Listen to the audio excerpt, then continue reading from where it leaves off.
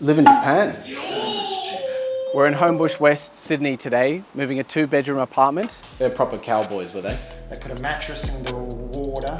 Right. They broke apart a lot of stuff or damaged it. They came at 11 o'clock at night, drove over the neighbour's lawn. So that wasn't a great experience at all. Removalists have a terrible reputation. I think they've disappeared now. Live in Japan. So much cheaper.